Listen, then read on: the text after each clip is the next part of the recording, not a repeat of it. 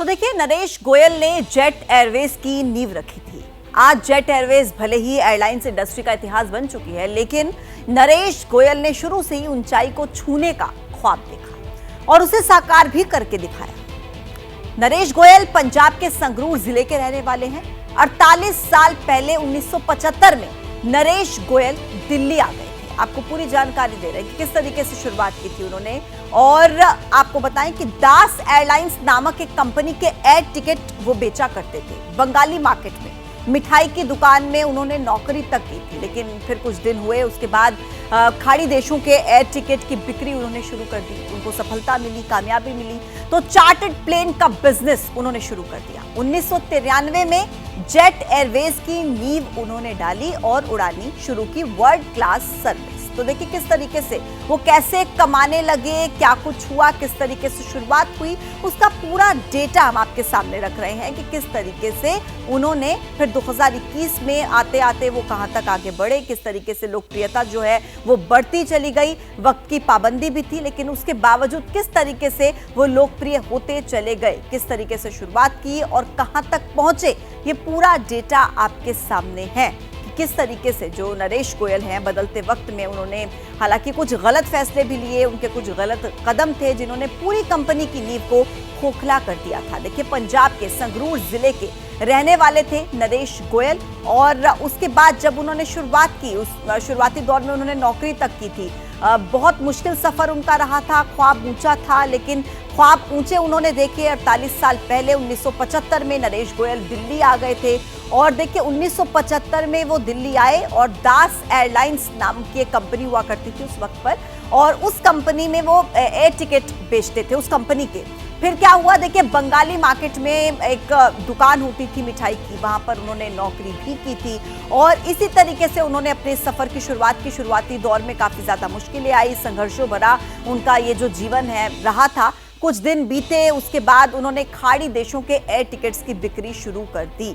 उसके बाद देखिए उनको सफलता मिलती चली गई और जैसे जैसे उनको कामयाबी मिली तो उन्होंने चार्टर्ड प्लेन का बिजनेस शुरू कर दिया। 1993 वो साल जब जेट एयरवेज की नींव रखी गई थी, उड़ानी शुरू की वर्ल्ड क्लास सर्विस। देखिए किस तरीके से एक मिठाई की दुकान में नौकरी करते करते उन्होंने खुद एक एयरवेज की नींव डाली। जेट एयरवेज एक बड़ा नाम हुआ करता था और वर्ल्ड क्लास की सर्विस दिया करता था। वक्त की पाबंदी थी, लेकिन उसके बावजूद जो लोकप्रियता थी बढ़ती चली गई और किस तरीके से लोकप्रियता बढ़ी, समय के साथ साथ स्ट्रगल रहा, लेकिन ख्वाब ऊंचे थे और उन ख्वाब को पूरा करने में कामयाबी भी नरेश गोयल ने हासिल की।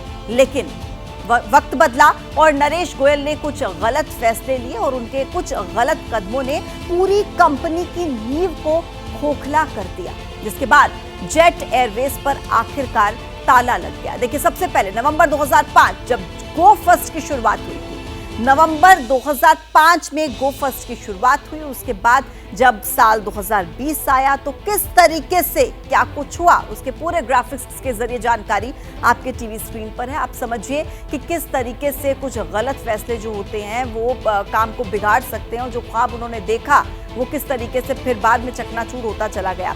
हवाई जहाज कंपनियों की क्रैश लैंडिंग की बात चली तो अकेले नरेश गोयल ही यहाँ पर नहीं है, कई और हस्तियां भी हैं, उनके बारे में भी हम आपको बताएंगे। लेकिन गो फर्स्ट जिसकी शुरुआत हुई और उसके बाद ये सफर आगे किस तरीके से बढ़ता चला गया, वो पूरा डेटा आपके टीवी स्क्रीन पर हमने रखा है, जिसके जरिए आप समझ पाएंगे कि ख्वाब ऊंचे देखे और उसके बाद स्ट्रगल करते करते कहां तक वो पहुंचे। पत्रकारिता कोई इमोशन नहीं है, ना अपना कोई ज्ञान देना है और ना कोई विचार थोपना है। पत्रकारिता क्या है? पत्रकारिता का मतलब है सही जानकारी इकट्ठा करना और तथ्य बताना। पत्रकारिता आज जितने महत्वपूर्ण दौर में है, शायद पहले नहीं थी। इस दौर से निकलने के लिए सिर्फ सच दिखाने की जरूरत है, वो सच जो आपके हित को आगे रखे। इसलिए अब रात 9 बजे प्राइम टाइम नहीं होगा, ये आपका टाइम है। जगविंदर पटियाल के साथ देखिए पब्लिक इंटरेस्ट, सोमवार से शुक्रवार रात 9 बजे सिर्फ एबीपी न्यूज पर। एबीपी न्यूज आपको रखे आगे।